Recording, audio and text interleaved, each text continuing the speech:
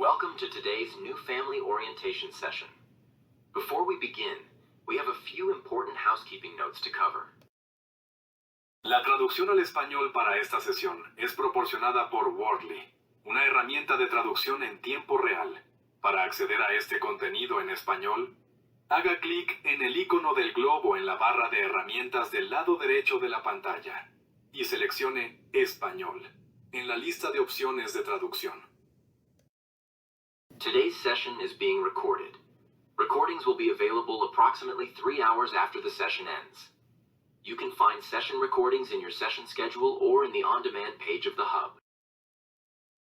To ask questions during this session, click on the Q&A button in the panel to the right of your screen. We'll answer as many questions as we can, either during the session or at the end. You can submit questions anonymously. Please don't share any personal information in questions, as questions will be visible to all guests. If you see a question in the Q&A panel that you want to see answered, upvote it to let our team know. Lastly, we ask that you please join us in upholding and promoting UC San Diego's principles of community, and in keeping our community free from any and all forms of discrimination and harassment. Now let's get started with today's new family orientation session.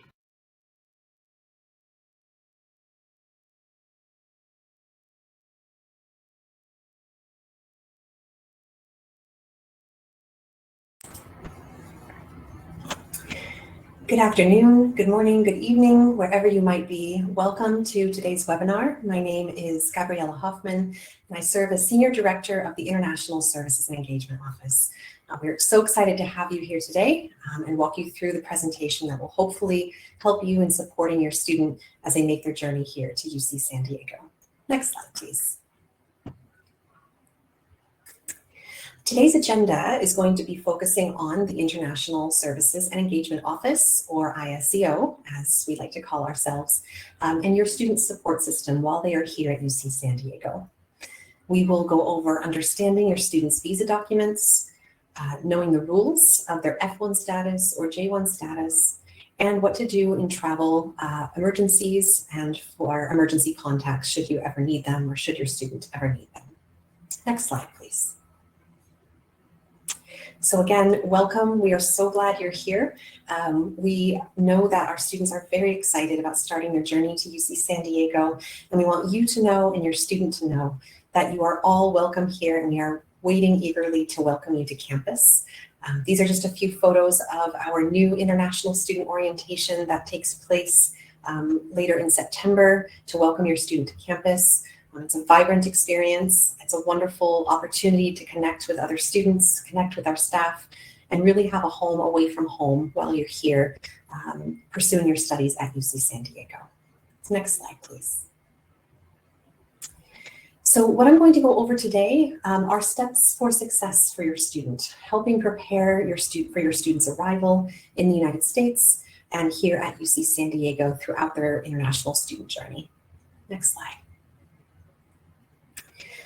The first point I always like to go over for our parents and our students is making sure that you stay informed. We know that there is so much information out there for your students to know, to understand. On top of being an international student at UC San Diego, they are an international student at UC San Diego, and we know that adds more pressures in terms of trying to make sure that they are maintaining their status, they are following all the rules. We are keenly aware of that, and we are here to support them through that entire process. So the first part really is making sure that you and your student are informed, particularly through our webinars that we have run all spring and all summer for our new students. We hope you've seen some of these, your student has seen some of these. They are available at inewstudentwebinars.ucsd.edu.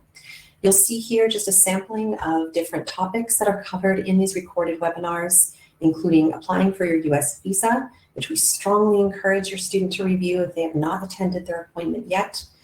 We go over topics such as undergraduate housing, student health, immunization and insurance requirements, finances, student accounts, campus safety, including having our UC San Diego Police Department there to help answer questions and more. So again, visit that link when you have a moment. We recommend bookmarking it. They are all on all year for your student to review whenever they need. Next slide, please. The other big piece for our students to be aware of and how you can help support them is reminding them to check their UCSD email and resources that are sent there regularly. UCSD email is the primary way in which the campus will communicate with your student throughout their time here on campus. This includes all of our regular messaging that helps our students stay in status, make updates to their documents, understand the various different news pieces and updates that are occurring in this environment. Our newsletters go out to our students every other week to their UCSD email address. We again highly recommend making it a practice to check this regularly for these important updates. We also send messages specifically out from ISEO to your student. That can be a direct message about a document that they might need or a news update that they might need to be informed about. Make sure that they are checking their email regularly for that. Admissions will send messages there. Various campus entities throughout the year will send messages there. And our immigration updates on any sort of news that is coming our way or frequently asked questions, all of those are sent directly to your student's email. You can keep informed about all of the latest news in our current environment in the United States and policies that are impacting our international students at iupdates.ucsd.edu. Next slide, please. All right, so preparing for next steps. We understand very much that our students have had a very challenging summer trying to secure visa appointments to make it here in time for fall quarter. We know that this has been very stressful for our students in trying to plan, but we are doing everything that we can to support your student so that they can get here on time for their fall studies. If that is not a possibility for your student, we do have options in place. The campus has thought very carefully through this, has spent the summer strategizing and trying to find ways to support your student through this. So I'll go over some of those steps here. Again, I know that our visa issuance delays are top of mind. For many students, they are struggling to even obtain a visa appointment, which we know is very, very stressful. Others will have obtained a visa appointment, but might be going through administrative processing, so lengthy delays in visa reviews, or potentially a denial. If this occurs, we strongly encourage your student to complete the reporting form at iservices.ucsd.edu. This visa reporting form collects information about your student's experience at their visa appointment, whether it was put into lengthy delays through administrative processing or if it was denied. This helps us understand their situation and make a note of their situation so that we can help support them. We strongly encourage you to make yourselves familiar with iServices, have your student be familiar with it. iServices is our primary portal for students to request any kind of service from ISEO, whether that is a new visa document, or it's a letter that they might need, or indeed, in this case, reporting issues with their visa. So again, iservices.ucsd.edu is where they can access this form. I do want to note that this form is not for reporting information about not being able to obtain a visa appointment. We are capturing that information separately through a different process. This is only meant for those who have already gone to a visa appointment and they had issues at their visa appointment so that we can take note of this and support your student. If for whatever reason may come about, your student is not able to make it here in time for fall quarter. For example, if visa appointments are not available until after the fall quarter begins, your student can request an update to their I-20 or DS 2019 program start date if they are permitted to defer to the to the winter quarter. The winter quarter deferral deadline to apply for a deferral is September 12th. So there is still some time. We recommend students wait, try to get that visa appointment if they can in the next few weeks or so. If they cannot by September 12th, your student will, if they are wanting to come for the winter, to admissions, need to submit a deferral request to the admissions office where they can help them defer to the next quarter. and then they can request an updated visa document from our office to help facilitate their entry for January. Next slide, please. All right, for our students who are able to get here this fall, again, we are eager to see you, and I want to walk through some steps on how you can really be the most prepared in making sure that you are understanding your visa paperwork, your documents, and having our parents understand this and supporting your students through this is really important as well. So today I'm going to go over the various different pieces that are crucial to maintaining status in the United States on an F1 visa or a J1 visa.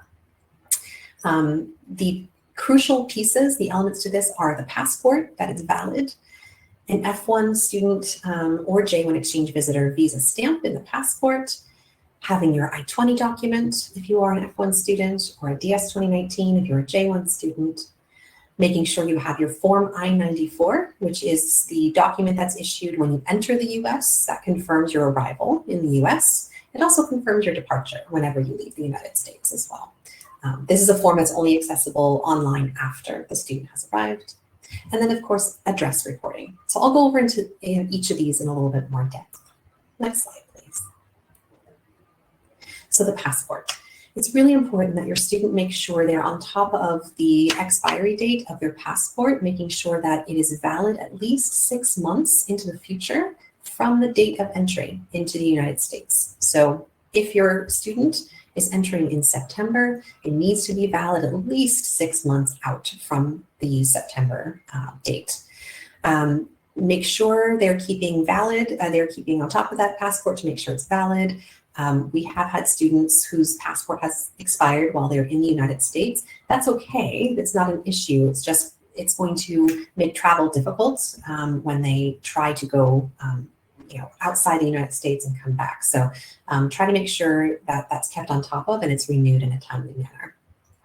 Because that can only be renewed, it can be renewed inside or outside the US. Again, it's not such a big deal, but sometimes the wait times can be a little bit longer if you're renewing at your country's consulate or embassy here in the US. So just keep that in mind. Next slide, please. Your visa. All right, so the visa stamp. This is that critical piece that is stamped into your passport once you go for your visa interview. We really tell our students, treat this as a key. This is an important document, but it's not the most important document. It is essentially a key to allow you to request entry into the United States. It is used in conjunction with your other paperwork to verify your ability to enter the US, and your admission to the university.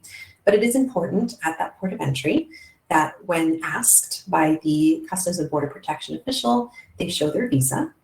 That visa needs to have an expiration date, obviously in the future. It should have the letter M on it for entries. It should allow for multiple entries, meaning that your student can exit the United States and re-enter the United States multiple times as long as that visa is valid through that expiration date. So it should have that M on it. And it should have your visa type on it, F1 if you're an F1 student, J1 if you're J1. This is important because we want to make sure that you enter in the correct status as a student to actually come here and pursue the activity that you're meant to be pursuing under that visa classification.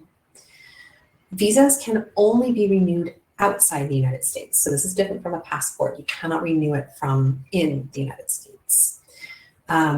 One really important piece that we want to really drive home for our students, because we get questions every year, understandably, if your visa stamp expires while you are inside the United States, this is not a problem whatsoever. Again, think of your visa as a key. Once you've used the key and you're in, you don't need that key any longer. It is only an issue if you travel outside the United States and you wish to return. You need to make sure that that visa is renewed, that it is valid, it has an expiration date in the future to allow you to come back in to the United States. So make sure, don't panic if it expires while you're here, particularly for students who are on longer programs. That's not a problem. Just plan ahead if you're going to be exiting the US and might need to renew it to come back in. Next slide, please. The next important piece in maintaining status is having your Form I-20. This is the document that our office produced for your student. An I-20 is for F1 students, a DS 2019 is for J1 students. This document is basically, it's your confirmation, official confirmation from the university that you are allowed to be an F1 student. We have accepted you as an F1 student to come and study here. It will include the expected program end date on your document, your program level, the major, biographical information. Make sure your student reviews all of this, that it is correct. If there are any discrepancies, anything is incorrect, please submit a request, again, via iServices. The link is there, and we can make those updates for you.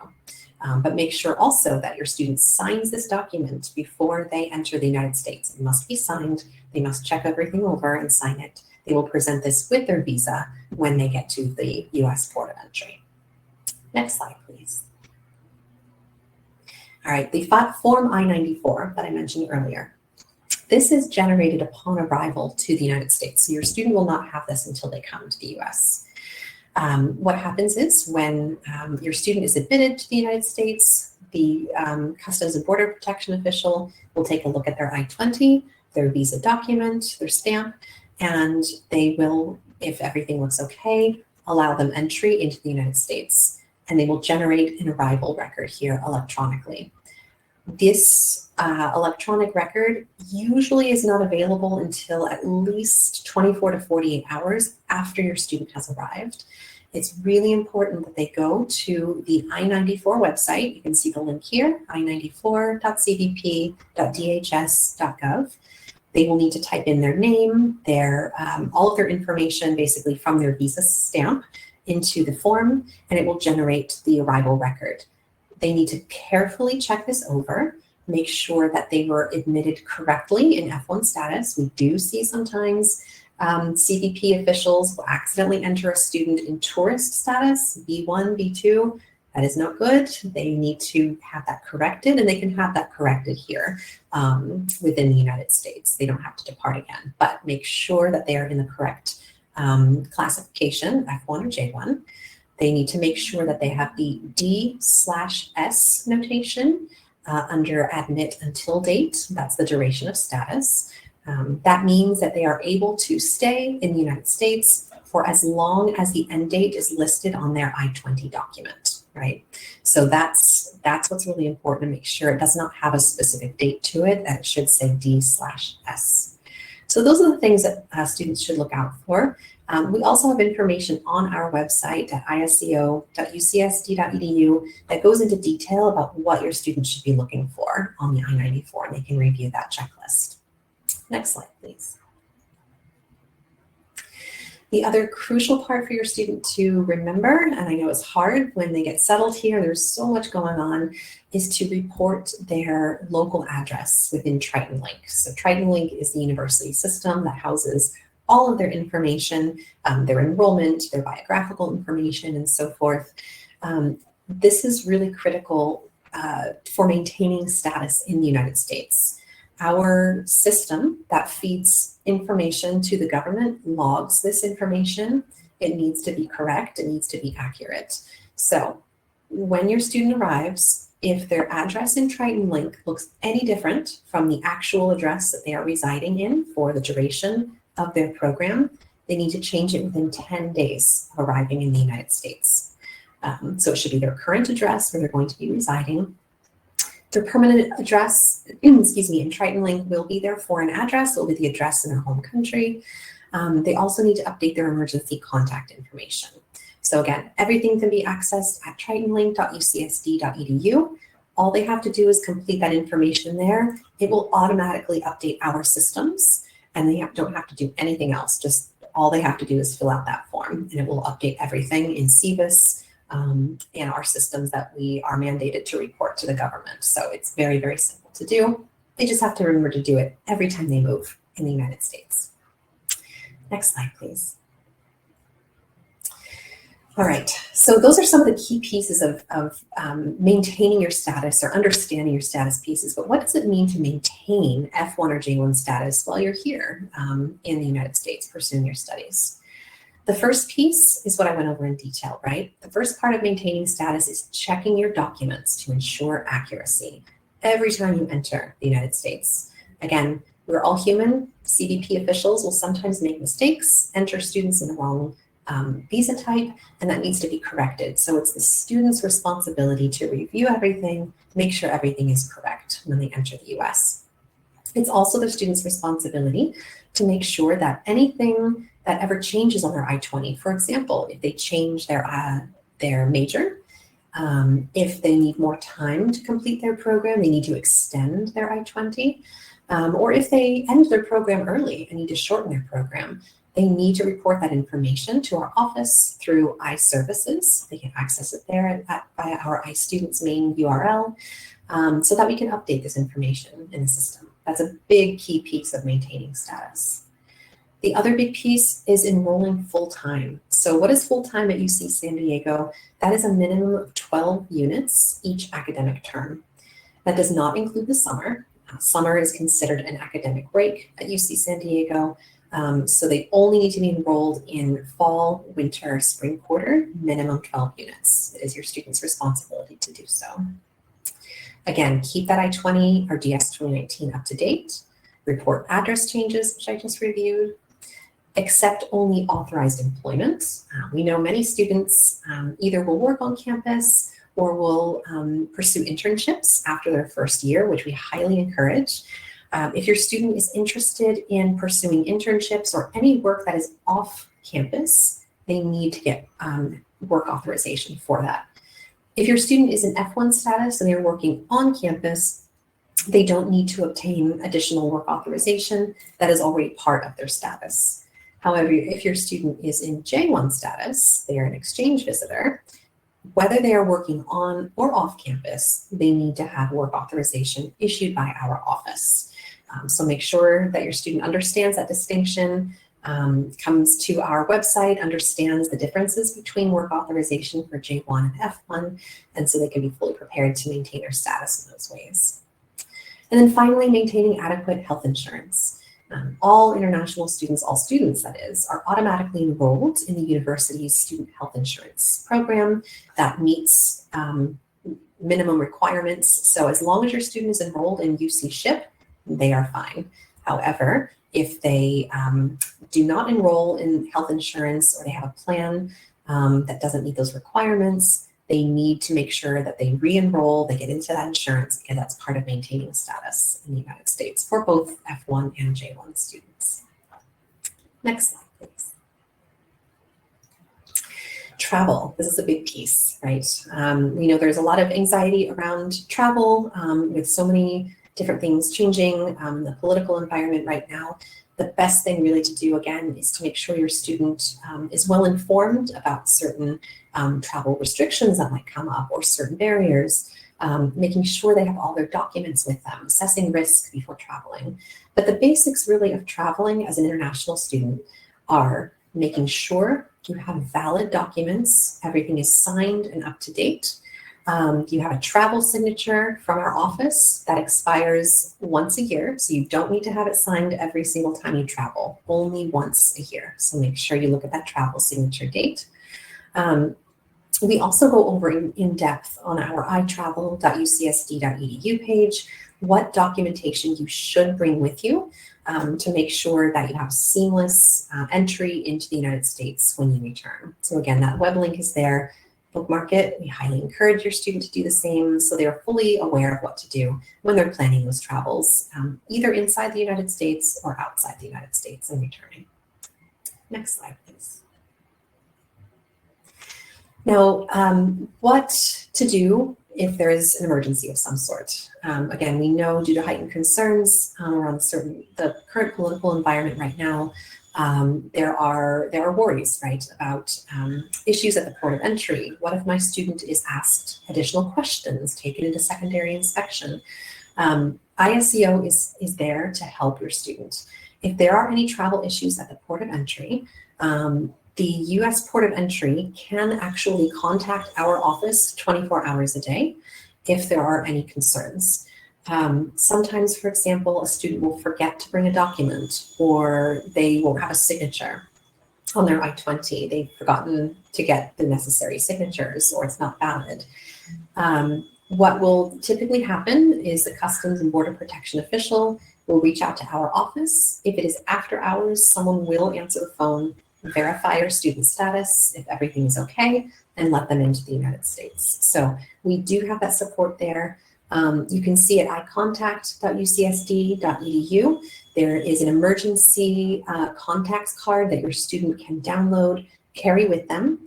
It has all of our emergency contact information, what to do if you are asked to step into secondary inspection, meaning you're pulled aside to ask to have more questions asked of you about, your purpose for your time in the United States, for example, and what to do in those situations. So highly recommend, again, you go to the icontact.ucsd.edu page, download that card, make sure your student has it with them so they have resources when they're at the port of entry. Next slide, please. All right, so we're almost near the end here and getting ready for Q&A, but I wanted to have this last slide up for a bit for folks to take a look and understand the additional resources that we have here on campus within ISEO, different ways that you can stay informed and that your student can stay informed to make sure that they are making the best decisions, whether it comes to travel or, taking on a new opportunity somewhere and a work authorization somewhere. There's so many different things that are changing rapidly in our environment. And we do keep on top of those things. We make sure to communicate that out to our students. And you can see the various different pieces here where you can access that information.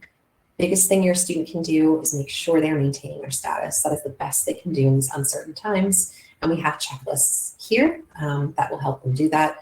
We recommend bookmarking all of these so you can access it regularly and your student can access it too. All right, with that, we'll go ahead and turn it over to some Q&A. I know Margot is here going to help me answer some questions. And then we'll, while we're answering, we'll leave some of those links up as well for folks to take a look.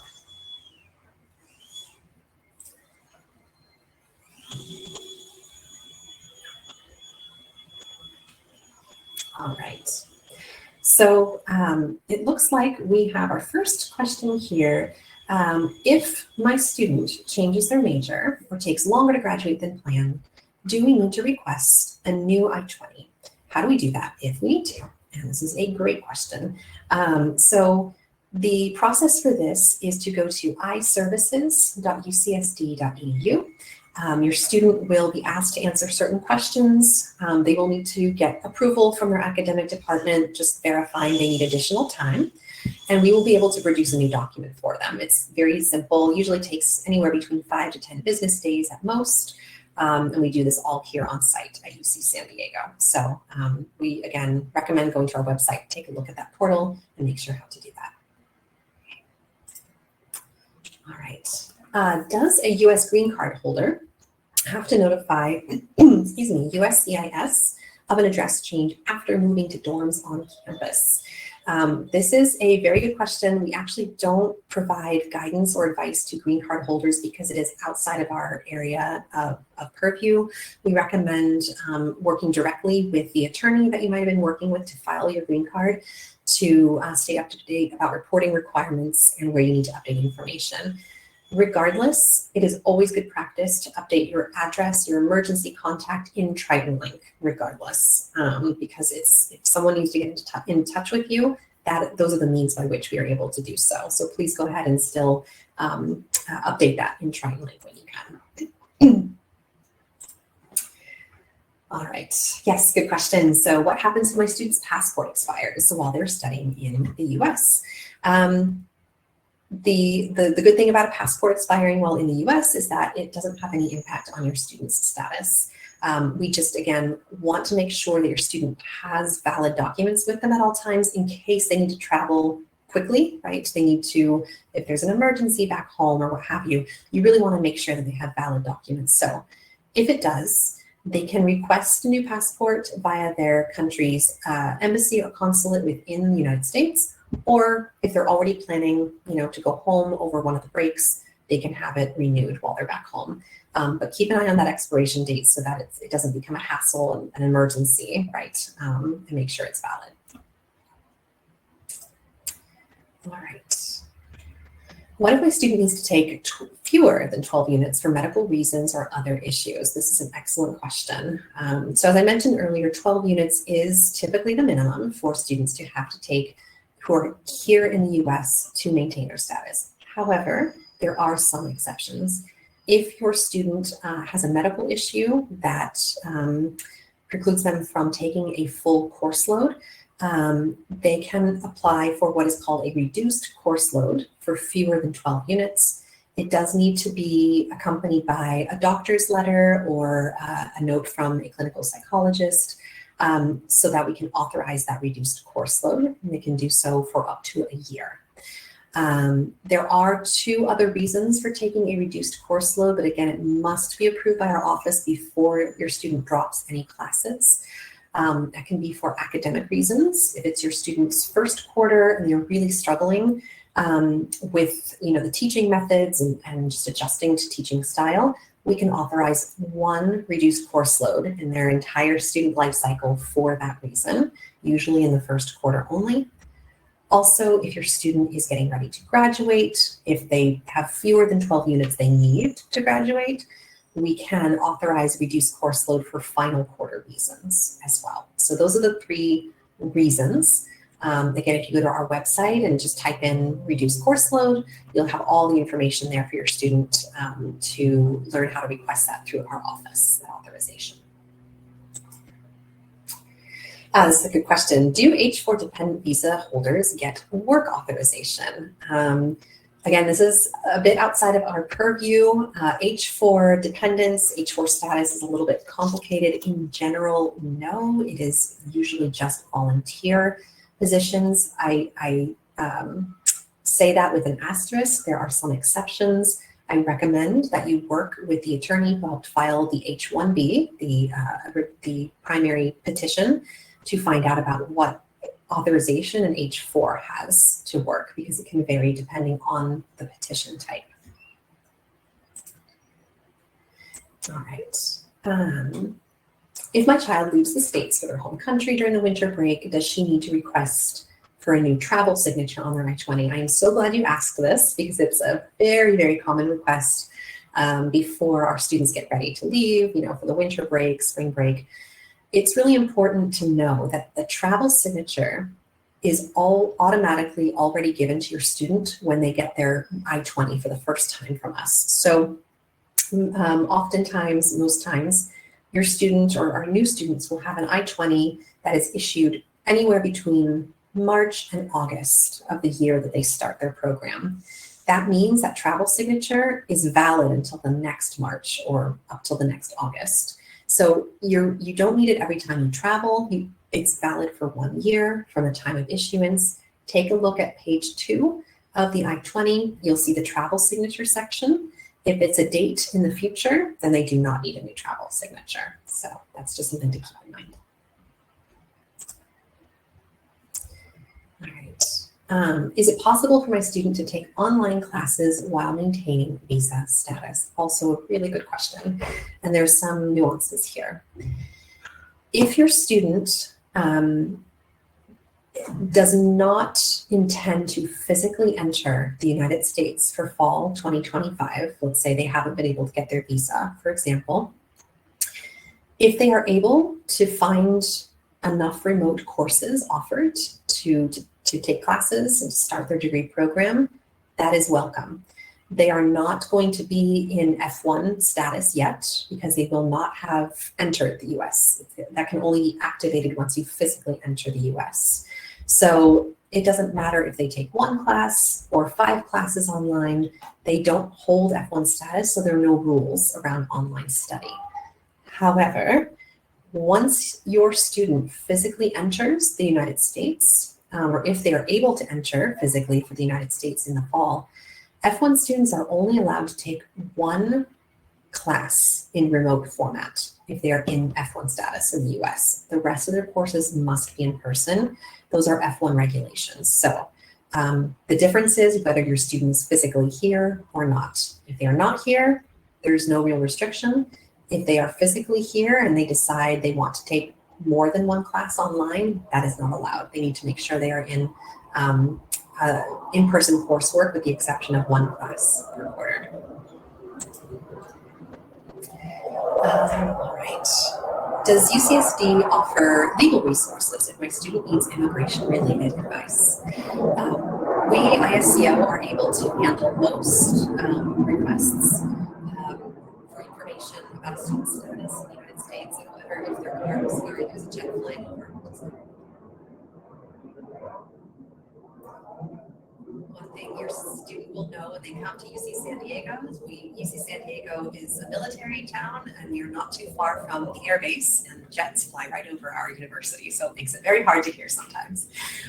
So if your student experiences any sort of complex visa-related issues that requires an immigration attorney, we are happy to help support them through referrals to attorneys.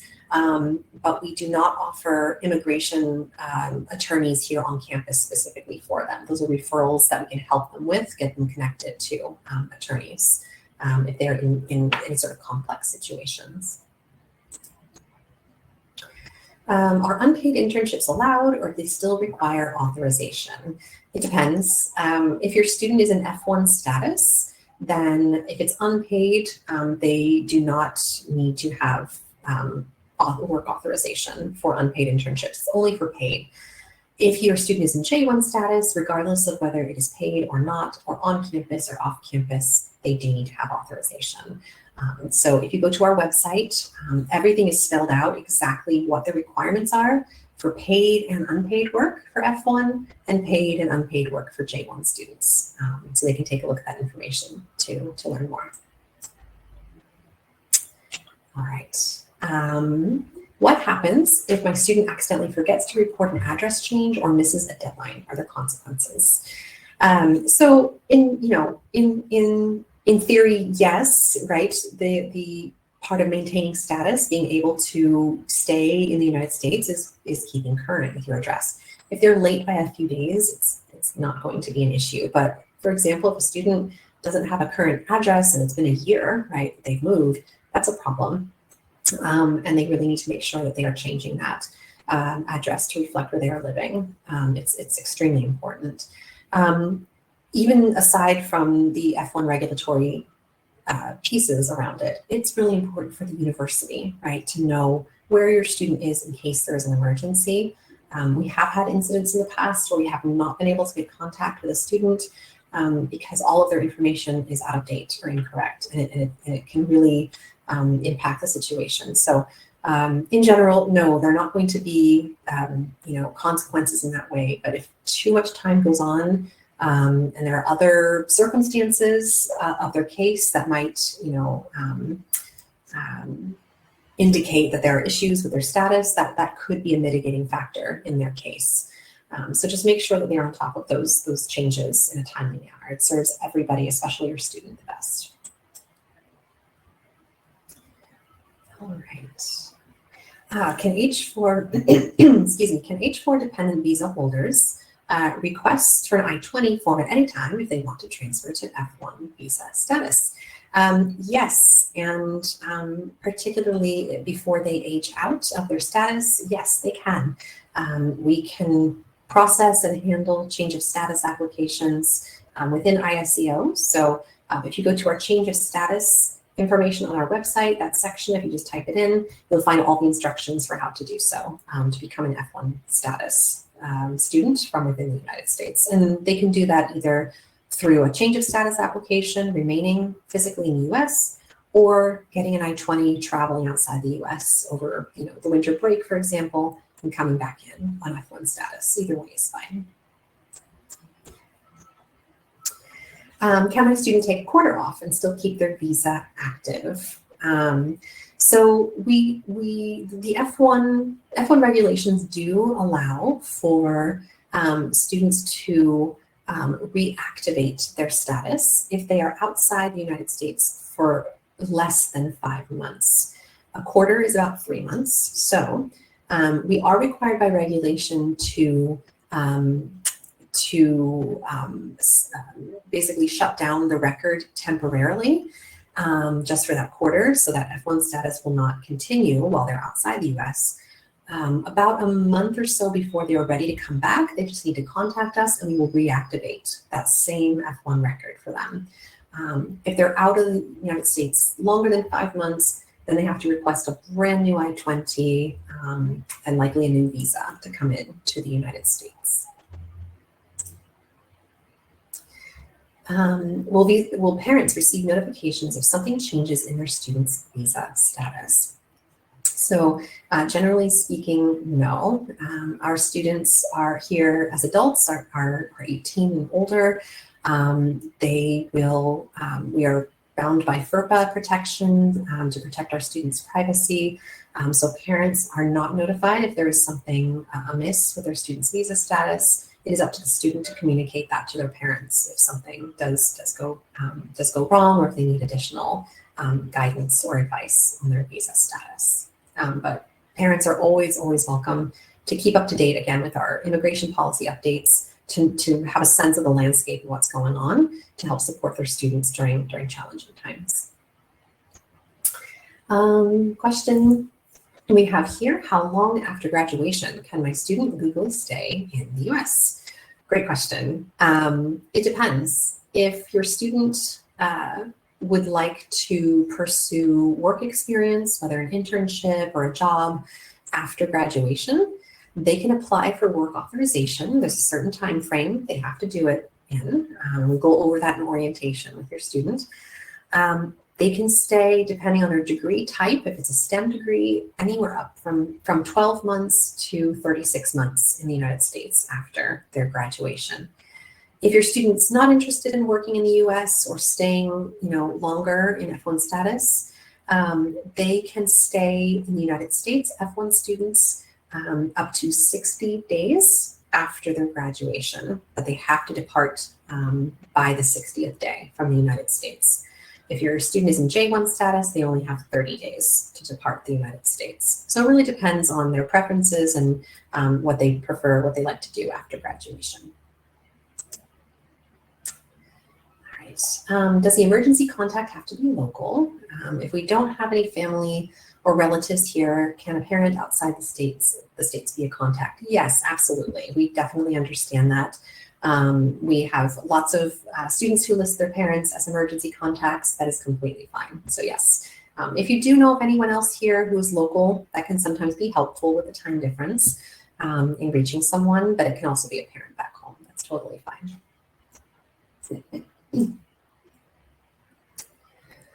All right, the question: how many months in advance of aging out as an H4 should we request an I-20?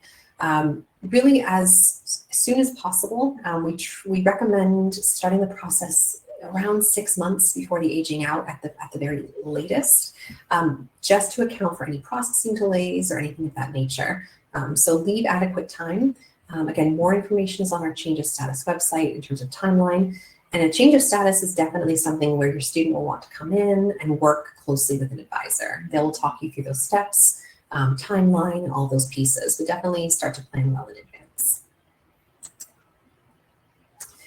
Right. If we want to visit our student for an extended time, does my student's visa status affect our visitor status? No, they are totally disconnected. Parents will typically come over in B1, B2 visitor, or ESTA from ESTA countries. There's no crossover or impact with your student's F1 visa or your visitor visas. Now, when you go to your visitor visa appointment for a B1, B2, there might be questions asking, the purpose of your stay, your visit. They might ask what visa type your student has, but in general, that has no impact on your visa application. All right, looks like that is our final question. Thank you all so much. These were great questions. I hope this is informative. And with that, I will go ahead and wrap things up for everyone. Thank you so much for joining us today.